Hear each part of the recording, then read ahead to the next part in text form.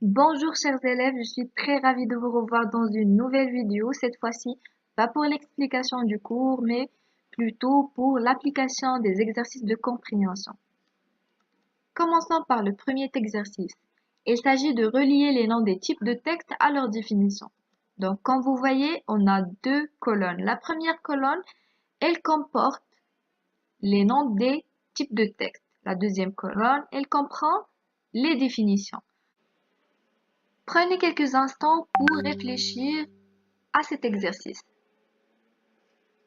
Le texte injonctif, c'est un texte qui donne des consignes pour réaliser quelque chose, qui dit comment faire.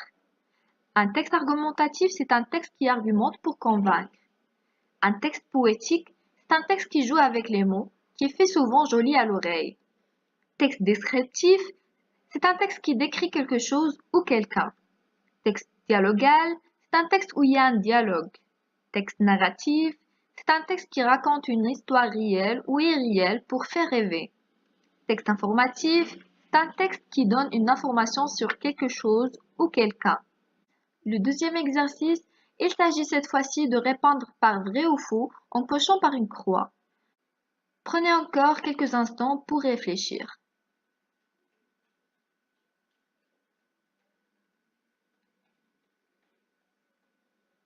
Une publicité est un texte informatif.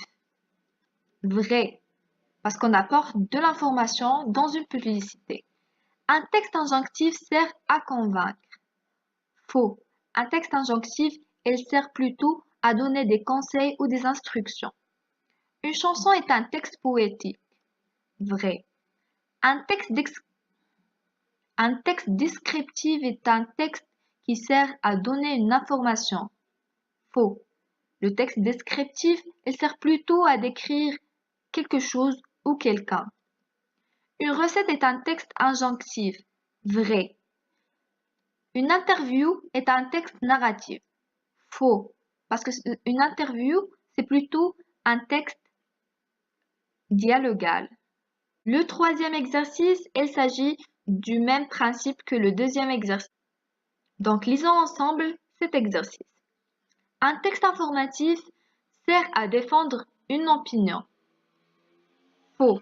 Un texte informatif, c'est un texte qui sert à apporter une information. Un schéma est un texte explicatif.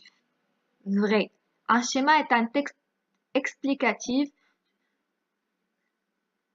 Un schéma est un texte où on illustre des images ou bien des idées pour expliquer quelque chose. Un poème sert à jouer avec la langue. Vrai. Une narration se trouve dans un texte argumentatif. Faux. Une narration se trouve dans un texte narratif. Un texte descriptif permet de visualiser ce qui est décrit. Vrai. Dans un texte dialogal, on peut avoir un texte explicatif. Vrai.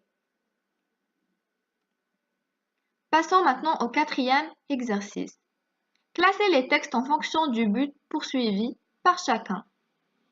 Quand l'intention poursuivie est d'accroître les connaissances, c'est le cas pour le type de texte explicatif et le type de texte informatif.